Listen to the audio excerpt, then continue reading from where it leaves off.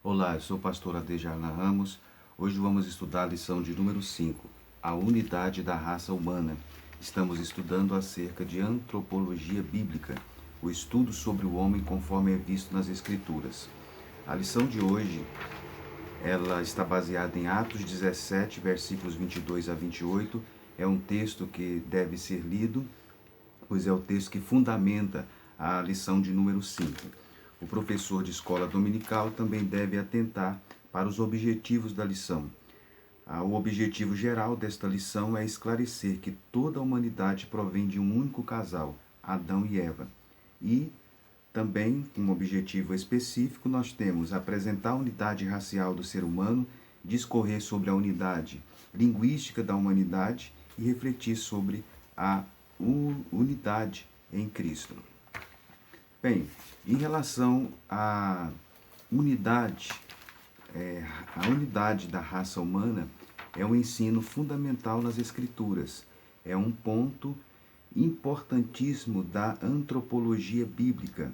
Nós temos diversidades linguísticas, nós temos diversidades culturais, diversidades em vários aspectos. A raça humana tem diversidades, mas o ensino claro das Escrituras é que nós fomos criados por Deus, é a doutrina bíblica da criação, e que nós todos provimos de um único casal, Adão e Eva.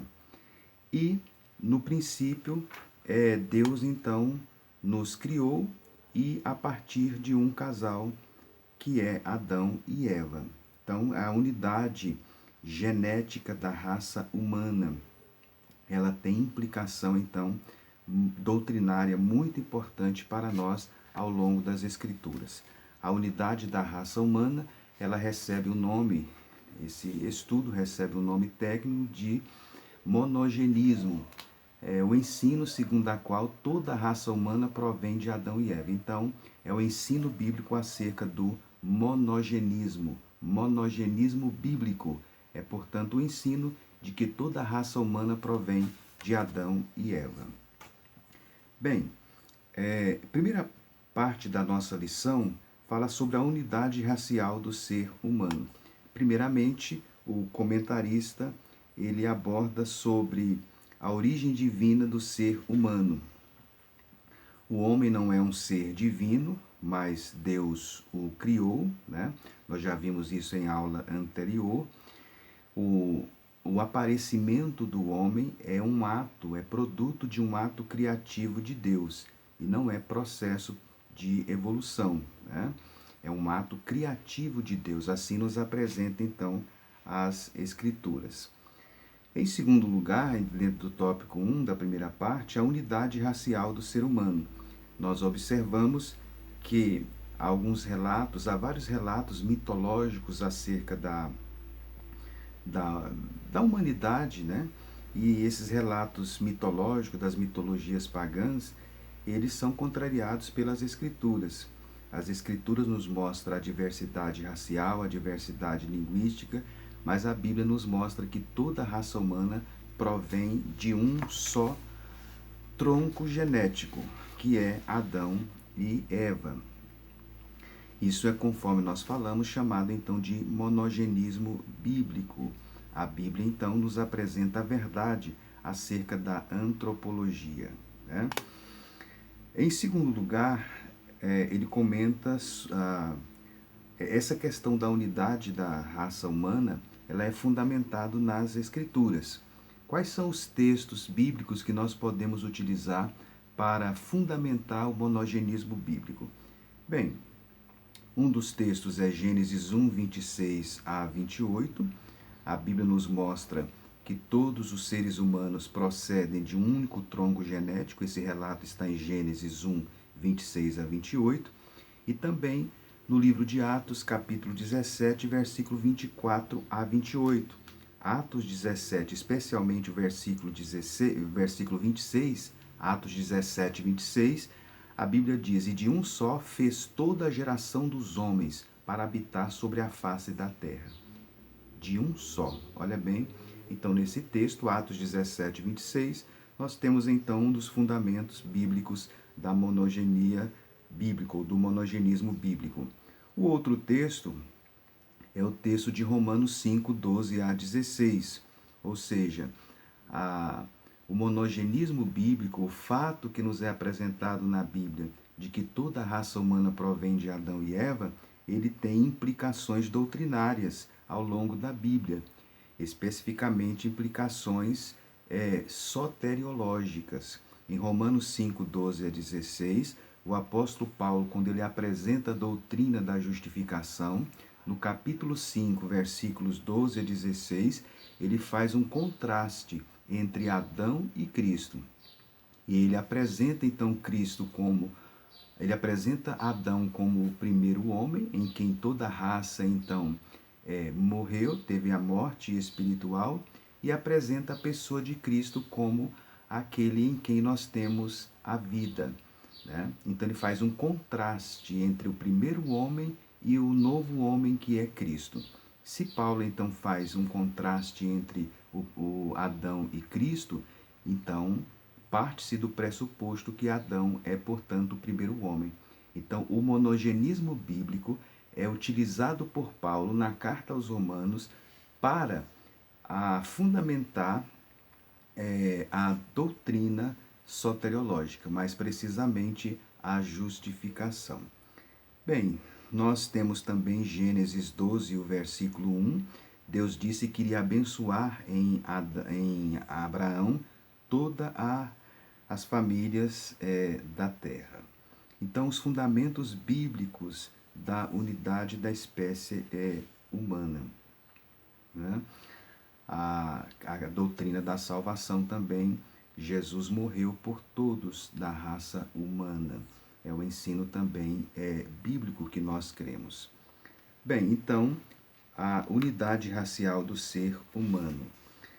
Os fundamentos, então, bíblicos desta unidade. Nós temos também os fundamentos históricos desta unidade. Eu gostaria de aproveitar e nós apresentarmos, então, alguns, inclusive o professor de escola dominical pode complementar, abordando o monogenismo bíblico, abordando algumas provas, né, alguns argumentos que se tem para atestar o monogenismo bíblico. Primeiro nós temos os argumentos científicos, aqui entra o argumento histórico-geográfico. Os especialistas inclinam-se a pensar que o primeiro habitat do ser humano estava situado entre o extremo da África Oriental Superior e a Ásia Central, onde surgiu a confusão das línguas em Babel, conforme o relato bíblico. E a humanidade então espalhou-se pela face da terra, tendo chegado inclusive ao continente americano por diversos pontos, inclusive ou especialmente pelo Estreito de Bering. Tem sido possível localizar com precisão indiscutida o lugar do primeiro aparecimento de várias espécies, como demonstra alguns livros relacionados ao assunto. Então, o argumento histórico-geográfico. Há também o argumento antropológico. Os antropólogos, eles afirmam uniformemente que as tradições acerca das origens mais remotas da humanidade, bem como dos símbolos dos ancestrais, o sol, a lua, o céu azul, mãe terra, luz e sombra, círculo, triângulo, cultos fálicos, tabus sexuais e outros, têm permanecido até hoje entre os povos primitivos, bem como os poderes psíquicos que os homens primitivos exercem com maior força e espontaneidade que o atual homem ocidental supercivilizado. Então, este é o argumento antropológico. Nós temos, em terceiro lugar, o argumento arqueológico. Encontraram-se fósseis humanos diferentes uns dos outros em localidades distantes entre si, porém, no mesmo período geológico. Essas descobertas não provam que provém de troncos diversos. A contemporaneidade desses fósseis é muito relativa. Cada um dos períodos geológicos em que se situam compreende dezenas de milênios. Bastam apenas algumas dezenas de séculos para que uma espécie, encontrando condições favoráveis, se propague universalmente, sofrendo inclusive as consequências dos fenômenos de adaptação, evolução, diz o argumento, ou degenerescência. Um tal prazo, dezenas de séculos, escapa à verificação experimental dos geólogos, dado que um único estrado ou nível geológico da era quaternária em regiões remotas uma da outra tenha tido origem com a diferença de 5 ou 6 mil anos. É materialmente impossível averiguar tal diferença. O geólogo tem que negligenciar esse intervalo. Fala então da simultaneidade estratigráfica e dá por contemporâneos sob o ponto de vista estratigráfico, fósseis que, julgando com critérios precisos, não o são. Bem, e aí nós temos também o outro argumento, que é o argumento filológico. A filologia está relacionada ao estudo das línguas. Segundo muitos filólogos, as línguas indo-europeias, quando comparadas às do Extremo Oriente ou com as dos aborígenes americanos e africanos, não parecem oferecer muitas evidências de uma origem comum. Outros, como Max Muller, asseguram uma origem comum, acrescentando que toda a língua passou em sua origem por 3 fases: monossilábica, aglutinada e flexionável. É muito provável que a primeira escrita fosse pictográfica e que a primeira linguagem falada fosse onomatopeica. Assim, a filologia comparativa evidencia que as línguas mais importantes, ela tem sua origem comum na Mesopotâmia. Então, o argumento filológico, ele apresenta-nos o monogenismo bíblico. O argumento biológico, há tanta homogeneidade de estrutura somática entre os homens dos diversos tipos, como entre os viventes de qualquer espécie. Verifica-se entre os homens perfeita eugenese, ou seja, a possibilidade da cópula fecunda entre os indivíduos das mais diversas raças. Essa possibilidade de cópula fecunda entre os indivíduos de diversas raças é um argumento biológico, então, que prova o monogenismo bíblico. O outro argumento é o argumento psicológico. A psicologia de todos os homens é sempre a mesma no que concerne às suas tendências e notas fundamentais. As almas de todos os homens, elas são a mesma em essência. Os homens, a humanidade, têm em comum os apetites, os instintos, as paixões, as tendências, as capacidades, características mentais e morais. Isso, então, é uma prova do monogenismo bíblico. E, por último, o argumento sociológico.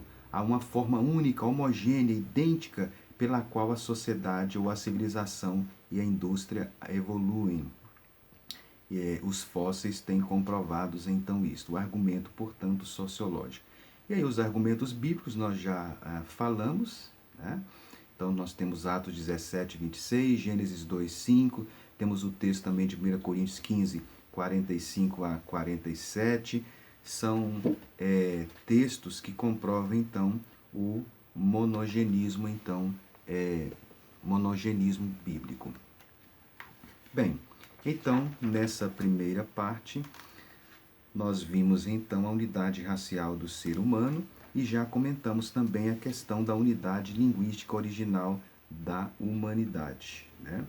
O comentarista ele faz uma abordagem sobre a língua original da humanidade, aborda também sobre a questão da confusão linguística em Babel e os indícios da linguagem primitiva, ou seja, apesar dos muitos idiomas que existem hoje no mundo, é possível constatar, e os estudos linguísticos têm comprovado isso, estudos históricos e comparativos, que todos os idiomas provêm de um tronco linguístico comum, né?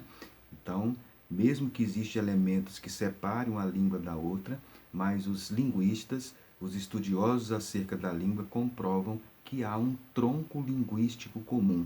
Esse tronco linguístico comum, de onde provém todas as línguas da raça humana, comprovam, então, o monogenismo bíblico. Por último, na terceira parte, o comentarista ele aborda acerca de em Cristo nós somos um. Em Cristo nós somos um, né? É a unidade, então, que ele chama de unidade soteriológica. Nós cremos que Jesus morreu por todos. A Bíblia nos diz que em Adão todos pecaram, é o que nós chamamos de pecado original, a questão da queda. Nós vamos estudar na próxima lição. E Jesus, em Cristo, então, todos nós podemos ser salvos. Nós não cremos, por exemplo, numa raça pré-adâmica. Jesus, ele morreu por todos, e se houvesse uma raça pré-adâmica, a Bíblia, no Novo Testamento, ela fala da morte de Jesus para salvar a todos, né? A morte de Jesus, nós cremos na expiação limitada, a expiação ilimitada, digo, e Jesus então morreu por todos. Se houvesse uma raça pré-adâmica, certamente a Bíblia o diria, porque a morte de Cristo certamente teria que alcançá-los também para eles serem salvos. Por último, o comentarista aborda sobre a igreja, é a unidade então perfeita. Nós então morremos em Adão, ressuscitamos espiritualmente em Cristo e formamos uma nova comunidade, que é a Igreja de Cristo. Através da crença na pessoa de Cristo, nós formamos então a igreja. A igreja, então, ela é uma comunidade de salvos e ela forma então uma unidade perfeita, né, conforme os parâmetros da palavra de Deus. Dizemos perfeita no sentido espiritual, igreja sem mácula, sem ruga, conforme disse o apóstolo Paulo.